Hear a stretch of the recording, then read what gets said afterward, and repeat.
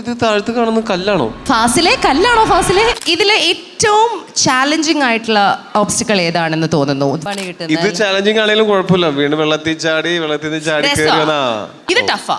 ഇത് ഉറപ്പായിട്ടും ടഫ്. ഇത് താഴത്ത് കാണുന്ന കല്ലാണോ?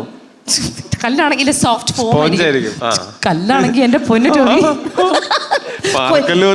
ഫാസിലെ കല്ലാണോ? ഫാസിലെ സ്പോഞ്ചാ സ്പോഞ്ചാ. ഓക്കേ. ഇതെന്താ ചെയ്യണ്ടേ? നമ്മൾ മറ്റേ സ്പൈഡർ എസ്കേപ്പ് പഞ്ച്. ഓ, ഇത് സൈഡിൽ നിന്ന് കിട്ടിക്കൊണ്ടിരിക്കോ? ഓ കൊള്ളാം. ഇത് മറ്റേ എസ്കേപ്പ് റൂം. ഇത് കുറച്ച് കഴിയുമ്പോൾ ഞാൻ ഏതെങ്കിലും റൂമിൽ ഇരിക്കുള്ളൂ.